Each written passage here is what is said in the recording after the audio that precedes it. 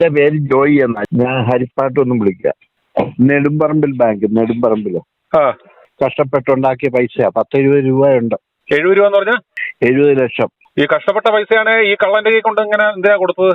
എന്റെ വേണ്ടപ്പെട്ട ഒരു ആള് അവിടെ ജോലിയായിരുന്നു. ഞങ്ങൾ ഒന്നിച്ച് പഠിച്ചതുവാ. എന്നോട് പറഞ്ഞു ഒരു കുഴപ്പമില്ല, അങ്ങനെ ഇങ്ങനെയാന്ന് പറഞ്ഞത് കൊണ്ടാണ് ഞാൻ ആ SBT കിടന്ന പൈസ എടുത്ത് ഇങ്ങോട്ട് ട്രാൻസ്ഫർ ആക്കിയത്. എത്ര ശതമാനം കൂടുതൽ പലിശ പ്രതീക്ഷിച്ച? കൂടുതൽ പലിശയൊന്നും ഉദ്ദേശമല്ല.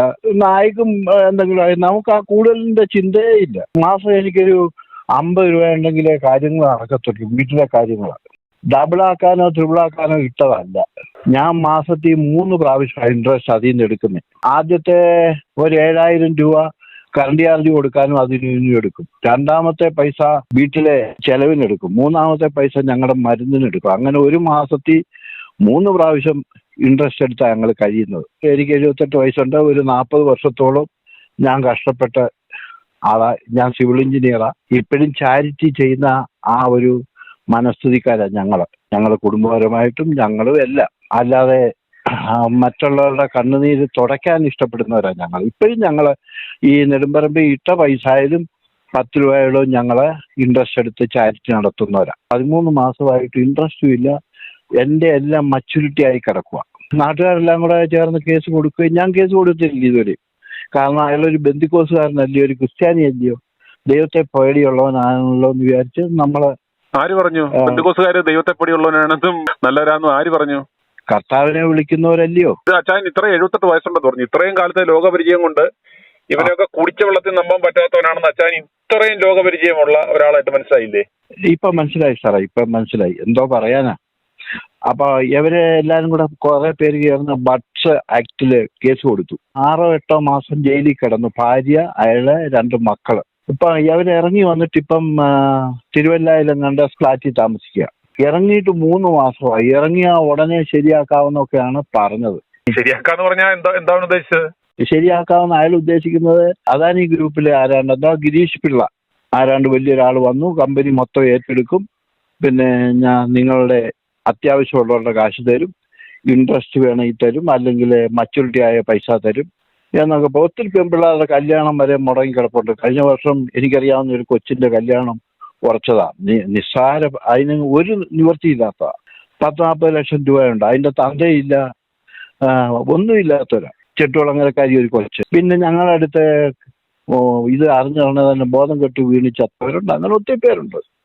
ഈ പാപം എല്ലാം കൂടെ എവിടെ ചെന്ന് സഹിക്കും ഇയാള്? പാപം സഹിക്കുന്നതുകൊണ്ട് നിങ്ങൾ ഇത്രയായിട്ടും കേസ് കൊടുക്കാൻ എന്താ? ചെല്ലുമ്പോ എല്ലാം അവിടെ എബ്രാഹിം ഫിലിപ്പ് എന്ന് പറയുന്ന ഒരാളുണ്ട്. അദ്ദേഹം ഫൈനാൻസ് ഹെഡ്. അയാൾ പറയുമ്പോൾ ഒന്നും കുഴപ്പമില്ല. ഞാൻ കഴിഞ്ഞ ആഴ്ചയിലും ഞാൻ പോയി അയാളുമായിട്ട് സംസാരിച്ചു. ഒരു കുഴപ്പമില്ലെന്ന്, അവർക്കൊരു കുഴപ്പമില്ലെന്നാ പറഞ്ഞത്. അയാൾ പറയുന്നത് കേസ് കൊടുത്താൽ നിങ്ങളുടെ കാശ് കേസിന്റെ പുറകെ പൊക്കോണം.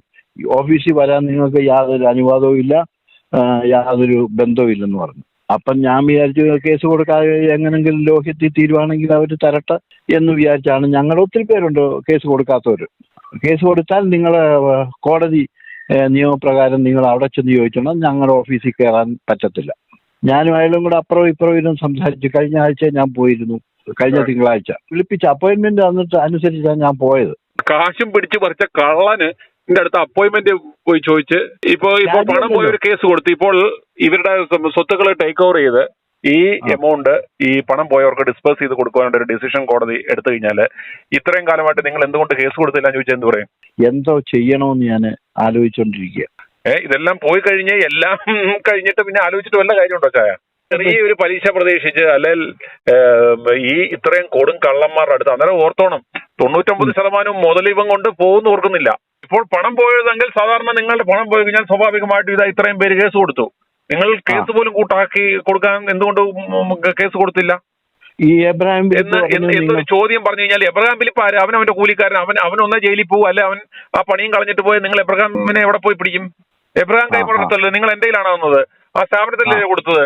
ഞാൻ നിങ്ങളുമായിട്ട് എന്താ ബന്ധമെന്ന് ചോദിച്ചാലോ അവൻ നാളെ അവൻ ആ സ്ഥാപനത്തിൽ നിന്ന് അവൻ പോയാൽ നിങ്ങൾ ആരോട് ചോദിക്കും? എബ്രഹാം ഫിലിപ്പ് ആരോട് ചോദിക്കും? അയാൾ പറഞ്ഞു എന്റെ 90 ലക്ഷം രൂപ കിടപ്പുണ്ട്, ഒരു പൈസ പോകത്തില്ല. ഇത്രയും മണ്ടന്മാരാ കോച്ചായ. അവൻ അവിടെ കൂലിക്കാരൻ, അവന്റെ ഇരിക്കുന്നവൻ പറയും അവൻ പറഞ്ഞ 10 കോടി ആയിട്ടുണ്ട്, ഒരു കുഴപ്പമില്ല എന്ന് പറയും. അത് കേട്ടിട്ട് വിശ്വസിച്ചിട്ടാണ് നമ്മൾ വരേണ്ടത്? ശരിയാ സാറേ, ശരിയായി. ഒരു കാര്യം ചെയ്തു, നിന്റെ പൈസ ഇവിടെ ഇട്ടു, എനിക്ക് ഇതുപോലെ ആവശ്യമുള്ള പൈസ എന്റെ പൈസ അങ്ങ് തീർത്തേരെ എന്ന് പറഞ്ഞാൽ അവൻ തരുവോ? അന്നേരം മനസ്സിലാക്കണ്ടേ ഇത് പറ്റിയില്ലാന്ന്. ഒരു നയ പൈസ കിട്ടിയോ? ഇപ്പം പറയാണ് ആ ഒരു കൺസിഡറേഷൻ നിങ്ങൾക്ക് ഉണ്ടായോ? കേസ് ഇതാ ഞാൻ കൊടുത്തിട്ടില്ല, കേസ് കൊടുക്കാത്തതുകൊണ്ടാ ചായന്ന, നിങ്ങൾക്ക് അതിന്റെ ഇൻട്രസ്റ്റ് ആണെങ്കിൽ നിങ്ങൾക്ക് ജീവിക്കാൻ ബുദ്ധിമുട്ടുണ്ടല്ലോ, ഇതാ ഇൻട്രസ്റ്റ് പിടിച്ചു. നിങ്ങൾ കേസ് കൊടുക്കാൻ പോകാതെ കൊണ്ടും ഞങ്ങളോട് സഹകരിച്ചത് കൊണ്ടും ഞങ്ങളെ വിശ്വസിച്ചതിന്റെയും ഞങ്ങളുടെ നന്ദി സൂചകമാണ്. നിങ്ങൾക്ക് കഴിയണ്ടേ? ഇതാ മുതൽ ഞങ്ങൾ തരാം, പലിശ ഇന്ന നിങ്ങൾക്ക് കൃത്യമായിട്ട് നിങ്ങൾ ഇത് മേടിച്ചോ എന്ന് പറഞ്ഞ് തന്നോ? തന്നില്ല. അന്നേരം ഓർക്കണ്ടേ ഇവൻ കള്ളനാന്ന് അന്നേരം മനസ്സിലാക്കണ്ടേ, ഇവന്റെ ഉദ്ദേശം എന്താണെന്ന് മനസ്സിലാക്കണ്ടേ.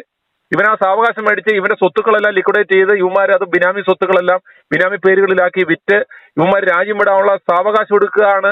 അതിനുള്ള ഒരു ഇന്ററിം പീരീഡ് ആണ് നമ്മൾ മനസ്സിലാക്കണ്ടേ. നമ്മളെ സമർത്ഥമായിട്ട് ഇതുപോലുള്ള ലോല മനസ്കരെ അല്ലെങ്കിൽ ഇതുപോലെ അവതാ പറഞ്ഞാൽ കേൾക്കുന്ന സൈസ് ആളുകളെ അവന്മാർ ഇതുപോലെ പറഞ്ഞ് തഞ്ചത്തിൽ നിർത്തുന്നു. ബാക്കി കേസുള്ളവർ അങ്ങനെ ചെയ്യുന്ന അവന്മാർ ഈ കൊള്ള നടത്തിയിട്ട് അവന്മാർ മാനേജ് ചെയ്യുക. അവന്മാർ ഇപ്പൊ പരമാവധി കിടക്കേണ്ട ശിക്ഷ ഇപ്പൊ തന്നെ 10-90 ദിവസം അവിടെ കിടന്നു, വെളിയിലിറങ്ങി. ഹർജി ഫയൽ ചെയ്ത് ഇതാ ബിസിനസ് ആയിരുന്നു, ബിസിനസ് പൊട്ടി, എന്ത് ചെയ്യാന്ന് പറഞ്ഞാൽ അവനെ പിടിച്ചിവിടെ തൂക്കിയൊന്നും കൊല്ലത്തില്ല. അതുകൊണ്ടാണ് മുക്കിനും നാൾക്ക് നാൾ ഇതുപോലെ പലതരത്തിലുള്ള സാമ്പത്തിക തട്ടിപ്പുകൾ ഇവിടെ നടന്നുകൊണ്ടിരിക്കുന്നത്. ഇവനെ ഒന്നും നിയന്ത്രിക്കാനോ പിടിക്കാനോ യാതൊരു സംവിധാനങ്ങളും ഇല്ല. ഇതുപോലെ തട്ടിക്കണമെന്നുള്ള ഉദ്ദേശത്തോടുകൂടി ഇവന്മാർ വളരെ വർഷങ്ങളെടുത്ത് ആസൂത്രണം ചെയ്ത് ഈ സ്വത്തുക്കളെല്ലാം വളരെ സേഫായിട്ട് മറ്റു ബിനാമികളിലേക്കും വിദേശ രാജ്യങ്ങളിലേക്കും കടത്തി ഇവന്മാർക്കറിയാം പരമാവധി എത്ര ദിവസം ശിക്ഷ കിടക്കുന്നു. അത് കഴിഞ്ഞിറങ്ങിയാൽ തീർന്നു. ഇവനൊക്കെ ക്രിസ്ത്യാനിയാണല്ലോ. ക്രിസ്ത്യാനിയാണ്, അവന്റെ ജാതി നോക്കിയിട്ടാണ് പറ്റിപ്പുകാരൻ ഇറങ്ങുന്നത്, കൊള്ളക്കാരൻ ഇറങ്ങുന്നത്. ഇപ്പൊ ഈ നാട്ടിൽ കാണിക്കുന്ന എല്ലാ പുറപ്പുകണിയും കാണിച്ചിട്ട് ഇത് ക്രിസ്ത്യാനി എന്താ, അവനെന്താ ദൈവമോ ക്രിസ്ത്യാനി? അവനെ അങ്ങനെ കണ്ണടച്ച് വിശ്വസിക്കാൻ? ഇപ്പൊ കണ്ട ഒരു പാവപ്പെട്ട പെണ്ണ് 13 ലക്ഷം രൂപ സഭയില് എയ്ഡഡ് സ്കൂളിൽ ജോലിക്ക് വേണ്ടി കൊടുത്ത അവള് വർഷങ്ങളോളം ശമ്പളമില്ലാതെ ജോലി ചെയ്ത് ഗതികെട്ട് ആ പെണ്ണ് ആത്മഹത്യ ചെയ്തു. സഭയാണ് പൈസ മേടിച്ചത്, ദൈവത്തിന്റെ സ്വന്തം അടുത്ത ആൾക്കാര് ക്രിസ്ത്യാനിയാ. അതുപോലെ എത്ര പെൺകുട്ടികൾ, എത്ര ചെറുപ്പക്കാര് 10, 25, 50 ലക്ഷം രൂപ സഭയ്ക്ക് കൊണ്ട് കൊടുത്തിട്ട് എയ്ഡഡ് സ്കൂളിൽ അധ്യാപനം മേടിച്ച് ശമ്പളമില്ലാതെ 5-6 വർഷം ജോലി ചെയ്യുന്നു. കൊടുത്ത പൈസയും ഇല്ല, ശമ്പളവും ഇല്ല. 21,000 പേരുണ്ട് സാറേ. ഏത് നെടുമ്പറമ്പിലാൽ പറ്റിക്കപ്പെട്ട 152 ബ്രാഞ്ച് ഉണ്ട്. 28,000 പേര്. 28,000 പേര് കുറഞ്ഞതുണ്ട്. ഇതിനകത്ത് 80% പേരും ഇപ്പം അച്ചായൻ പറഞ്ഞ പോലെ പരാതി കൊടുത്തിട്ടില്ല. കാരണം പലരുടെയും കള്ളപ്പണമായതുകൊണ്ടും രേഖകൾ കാണിക്കാൻ പറ്റാത്ത പണമായതുകൊണ്ട് അവരെല്ലാം പേടിച്ച് കേസിന് പോയിട്ടില്ല. ഇല്ല, കള്ളപ്പണം എന്തോ ഇല്ല, കള്ളപ്പണം ഞാൻ 40 വർഷം നമ്മുടെ NRI പണമായിരിക്കാം. നല്ല ശതമാനം പണം ഇട്ടേക്കുന്നതും കള്ളപ്പണം, അല്ലെങ്കിൽ രേഖകൾ കാണിക്കാൻ പറ്റാത്ത, സോഴ്സ് കാണിക്കാൻ പറ്റാത്ത പണം ഇട്ടേക്കുന്നേ. അവർക്ക് കേസുമായിട്ട് പോലും പറ്റത്തില്ല. അത് ഇവന്മാർക്കറിയാം. എന്ത് ചെയ്യാൻ പറ്റും? അത് ഇന്നോ സംഭവിക്കുന്ന കാര്യമാണോ? ഈ കേരളത്തിൽ എത്ര ബാങ്കുകൾ ഇതുപോലെ ബ്ലേഡ് ബാങ്കുകൾ പൊട്ടി. ഇപ്പോൾ ഇത് മൾട്ടി സ്റ്റേറ്റ് കോപ്പറേറ്റീവ് സൊസൈറ്റികൾ എന്ന് പറഞ്ഞ് വമ്പൻ പലിശ ഓഫർ ചെയ്ത് ഇതാ പിരിവ് നടത്തിക്കൊണ്ട് പോകുന്നു. ആളുകൾ ഇതാ മത്സരിച്ചാണ് ഇവിടെ കൊണ്ട് പൈസ ഇടുന്നത്. ഞാൻ 77 മുതൽ വെളിയിൽ ജോലി ചെയ്ത സാറേ. പറഞ്ഞിട്ട് കാര്യമുണ്ടോ? എല്ലാം സ്വരുക്കൂട്ടിയതെല്ലാം കൊണ്ട് ഇതുപോലെ കള്ളന്റെ പോക്കറ്റിൽ കൊണ്ട് ഇട്ട് കൊടുത്തിട്ട് പിന്നെ പറഞ്ഞിട്ട് വല്ല കാര്യമുണ്ടോ? ഒരു പൈസ കയ്യിലില്ല, ഒറ്റ പൈസ കയ്യിലില്ല. എന്തോ മേടിച്ചോണ്ട് പിടിച്ചു പറിച്ചോണ്ട് പോയതല്ലേ, നമ്മൾ ഇട്ട് കൊടുത്തതല്ലേ? കൊടുത്തിട്ട് അങ്ങോട്ട് കൊണ്ടിട്ട് കൊടുത്താ നമ്മൾ ആരെ കുറ്റം പറയാൻ പറ്റൂ? കുറ്റം പറഞ്ഞ് എന്ത് പറയാനാ? പിന്നെ ഓഫീസിൽ പാവം പിടിച്ച പെമ്പിള്ളാര്, ഞങ്ങളവിടെ ഒരു ബ്രാഞ്ച് ഉണ്ട്, അതിലെ പെമ്പിള്ളാരെ ബോട്ടിൽ കയറ്റി. പിന്നെ ഇതുപോലാണ് ഓരോ പെണ്ണുങ്ങളെ വേഷം കെട്ടിച്ച് ഇതുപോലെ അച്ചായ അമ്മച്ചി എന്ന് പറഞ്ഞിട്ട് വീട്ടിൽ കയറി ഇങ്ങനെ സുഖിപ്പിച്ച് ഇവളുമാരും ഈ പെണ്ണുങ്ങളെ മുന്നിൽ നിർത്തിയാണ് ഈ പൈസ എല്ലാം പിടുങ്ങിക്കൊണ്ട് പോയിരിക്കുന്നത്. ഈ രാജു ചെയ്തത് സാറ് കേട്ടോണം. ബോട്ടെ കയറ്റി ആലപ്പുഴ പിന്നെ അവിടെ കൊണ്ടുപോയിട്ട് ശാപ്പാട് കൊടുത്തിട്ട് ആ കൊച്ചെന്നോട് കഴിഞ്ഞ ആഴ്ച പറഞ്ഞ, നിന്റെ ഒക്കെ തന്തമാര് ഞങ്ങളെ ഏൽപ്പിച്ചിട്ടില്ല, ശമ്പളം തരണമെന്നുണ്ടെങ്കിൽ പോയി കാശ് പിരിച്ചുകൊണ്ട് വരണമെന്ന്, ഫണ്ട് കൊണ്ടുവരണമെന്ന്. ബോട്ടിനകത്ത് കയറ്റി പാർട്ടിയൊക്കെ കൊടുത്തിട്ട് ആലപ്പുഴ കൊണ്ടുപോയിട്ട് പറഞ്ഞ, നിന്റെയൊക്കെ തന്തമാര് എന്നെ കാശ് ഏൽപ്പിച്ചിട്ടില്ല, ശമ്പളം തരണമെന്നുണ്ടെങ്കിൽ ഫണ്ട് പിരിച്ചോണ്ട് വരണമെന്ന്. അന്നേരം കണ്ട പെണ്ണുങ്ങൾ വന്ന് ചോദിക്കുമ്പോൾ നമ്മൾ എടുത്ത് എന്തിനു കൊടുക്കുന്നു? അവിടെ കൊടുക്കുന്ന പണം എങ്ങോട്ടാ പോകുന്നത്? ഇതേപോലുള്ള കള്ളന്മാരുടെ പുറകിൽ പോക്കറ്റിൽ പെണ്ണുങ്ങളെ മുന്നിൽ നിർത്തി ഈ ഹണി ട്രാപ്പ് ഇടുന്ന പോലെ പെണ്ണുങ്ങളെ മുന്നിൽ നിർത്തി ഈ പണം പിരിച്ച് ഈ കള്ളന്മാര് പൈസയായിട്ട് പോകുന്നു എന്ന് ലോകപരിചയമുള്ള അച്ചാനേലും മനസ്സിലാക്കണ്ടേ? ഇത് ആഫീസ് ജോലിയുള്ള പിള്ളേരാ സാറേ. ആഫീസ് ലെവൽ ഓഫീസിലെ അവന്റെ ആഫീസ് എന്താ ആഫീസ്?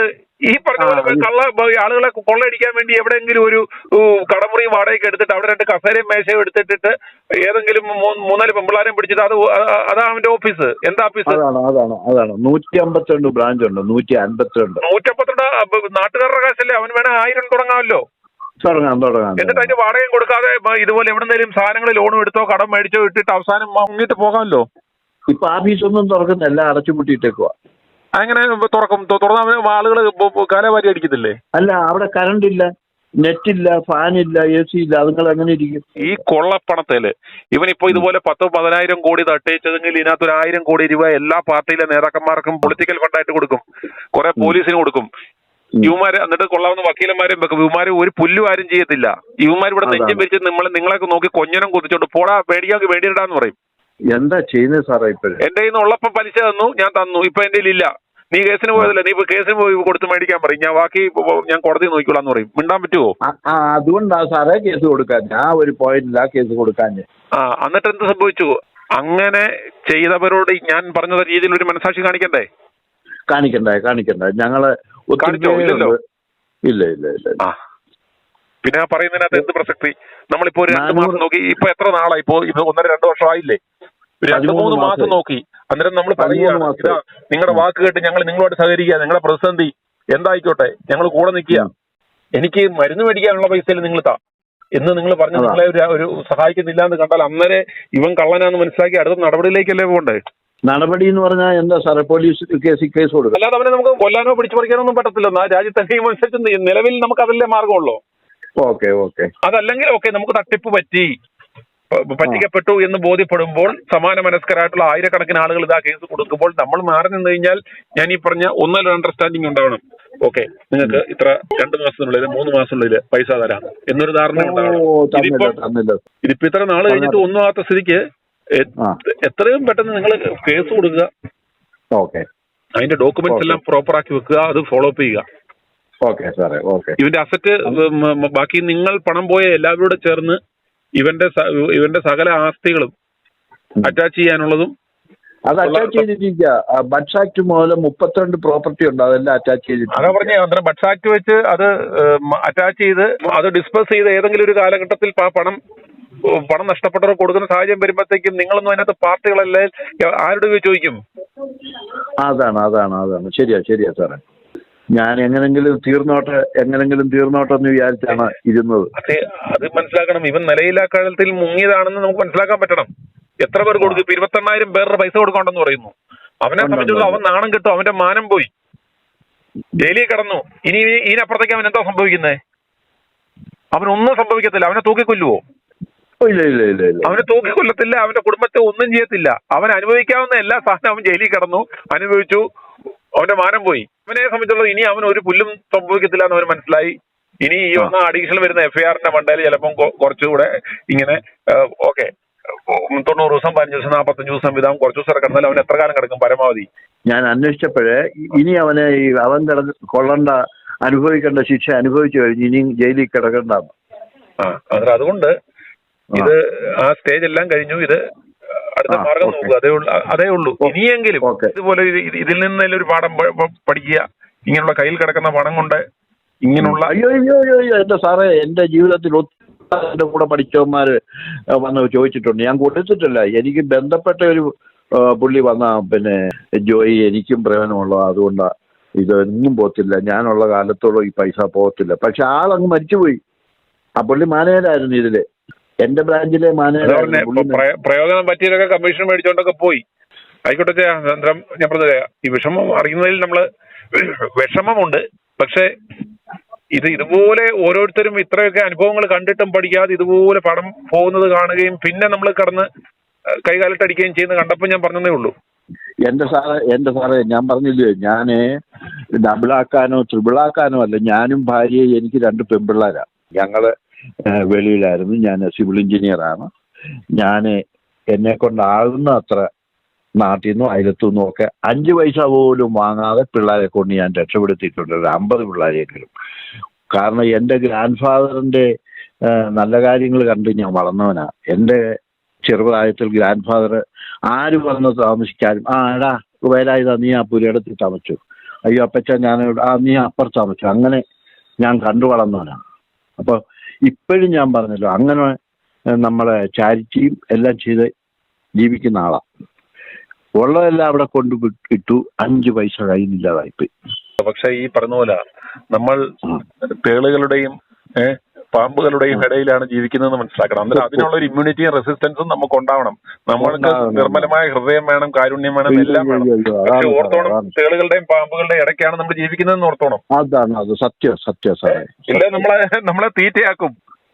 അയ്യോ അയ്യോ അയ്യോ അയ്യോ. അതുകൊണ്ട് അത് ഞാൻ പറഞ്ഞില്ലേ, ഞാൻ അച്ഛനെ പഠിപ്പിക്കാനാണല്ല, അതിനുള്ള പ്രാപ്തി എനിക്കില്ല, ഒന്നുമില്ല. പക്ഷെ എങ്കിലും നമ്മൾ ഇതുപോലെ ഈ ചുറ്റും കാണുന്ന കാര്യങ്ങളുടെ പശ്ചാത്തലത്തിൽ ഞാൻ പറഞ്ഞതേ ഉള്ളൂ. സുനിൽ സാർ പറഞ്ഞത് എനിക്ക് 101% ഞാൻ അക്സെപ്റ്റ് ചെയ്യുന്നു. പക്ഷേ എൻ്റെ കൂട്ടുകാരൻ പറഞ്ഞല്ലോ, അയാളും പാവം പിടിച്ചവനാ, പരുമല തിരുമേനിയുടെ ഒരു കൊച്ചുമോൻ അയാളും വലിയ ഭക്തിയും ചാരിറ്റിയും ഒക്കെ അയാള് പറഞ്ഞനുസരിച്ചാണ് ഞാൻ കൊണ്ടിട്ട് അയാളും മരിച്ചു. അങ്ങനെയുള്ളവരാണ് ചായ എപ്പോഴും ഇരകളാകുന്നത്. അവരുടെ മനസ്സിൽ കള്ളവോ കാപട്യമോ ഇല്ലാതെ പറയുന്നത് അങ്ങ് വിശ്വസിക്കും. ഇതിൽ നിന്ന് മനസ്സിലാക്കും, ഒരുത്തനെയും വിശ്വസിക്കരുത്. പണത്തിന്റെ കാര്യമാണ്, പണത്തിന്റെ കാര്യത്തിൽ ഒരുത്തനെയും വിശ്വസിക്കരുത്. അവൻ എങ്ങനെങ്കിലും നമ്മളെ തെറ്റിച്ച് നമ്മുടെ കയ്യിലിരിക്കുന്നതും കൊണ്ട് നമുക്ക് പോകും, പല ഓഫറുകൾ വരും. എന്റെ സാറേ, ഞാൻ ഇപ്പോഴും ഞാൻ പറയാം, സാർ എന്നെ ചീത്ത വിളിച്ചാലും വേണ്ടില്ല, ക്രിസ്ത്യാനിയാണല്ലോ, ദൈവത്തെ വിളിക്കുന്ന, കർത്താവിനെ വിളിക്കുന്നവനാണല്ലോ. അങ്ങനെയുള്ള ചിന്തകൾ ഇന്ന് ഏറ്റവും കഴിഞ്ഞ ദിവസം ഞാൻ കൊടുത്ത കണ്ടോ, ഒരു ഓർത്തഡോക്സിലെ ഒരു വൈദികനാണ് ഒരു വിധവയുടെ പൈസ 11 ലക്ഷം രൂപ ജോലി മേടിച്ചു കൊടുക്കാൻ പറഞ്ഞ് പറ്റിച്ചോണ്ട് പോയത്.